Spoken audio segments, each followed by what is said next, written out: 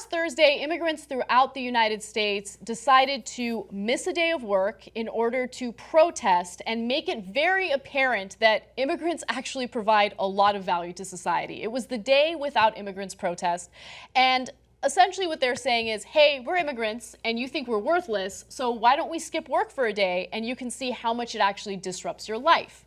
Well, the protest did happen, and I do commend everyone who took a huge risk by protesting and being politically active. Now, why do I say that it was a huge risk? Well, a lot of people actually did lose their jobs because they wanted to take part in these protests. In fact, according to the BBC, more than 100 workers were fired. It's really difficult to pinpoint the exact number, but those are the estimates. Let me give you some specifics. Among those who said they lost their jobs were 12 restaurant workers in Tulsa and 18 employees at a commercial painting company in Tennessee.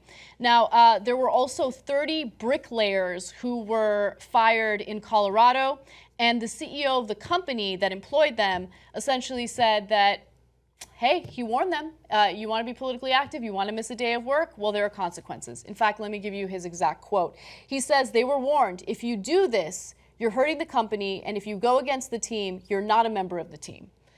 Now, later on, he said that he would be open to rehiring some of the people that he fired. Is he not merciful?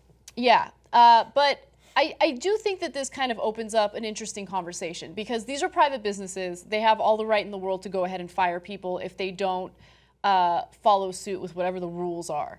At the same time, though, it kind of sucks, because this is the type of political activism that's so important right now. Yeah. And I think that the kind of message that it sends is not just important, but it informs people and makes them aware of something that I think a lot of us take for granted, and that is the value and the contributions of immigrants in the U.S. Yeah, which you wouldn't have without their absence to point it out. Yeah.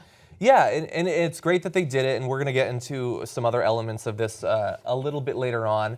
And as you said, if somebody, in a lot of states, if you want to fire someone, off with their head, you can just fire them. You don't have to give any explanation, whether it's activism or otherwise. You don't really answer to anyone, because conservative state lawmakers have given you whatever the goddamn rights you want are. But at the same time, I've also worked in a lot of different companies.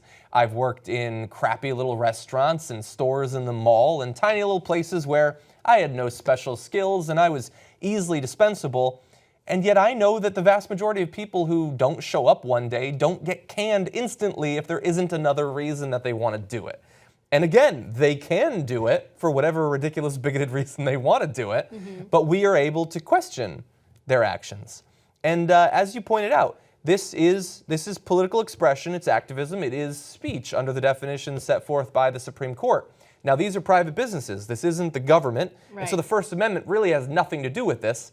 But it's odd that the people who so frequently get what the First Amendment means mixed up with government versus private business, they talk about the First Amendment and they want to protect people's right to speech. But it only seems to happen when it's a white supremacist or someone who hates Muslims. Yeah. I don't see a lot of tweeting going on right now for these people who spoke, who did the American thing. They were active. They spoke up for what they care about with their bodies. They put their bodies on the line. Where are the tweets? Where is the outrage for their First Amendment rights under the definition that you use, supposed First Amendment advocates? Yeah. Now, look, again, we don't have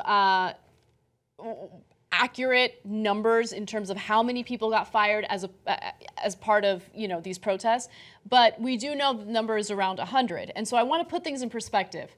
Considering how many people protested, 100 is not the end of the world, right? I mean, these are lives that are being toyed with, which really upsets me. Yeah. But I'm glad that many business owners throughout the country did support their employees and didn't retaliate against them because they wanted to go out there and make a political point and take a stand. Totally. So that's, I guess, the positive part of the story. Corporate media is awesome. Wrong. Independent media is the way to go. Believe me. Believe me. Support independent media right now. Become a Young Turks member. TYTnetwork.com/join.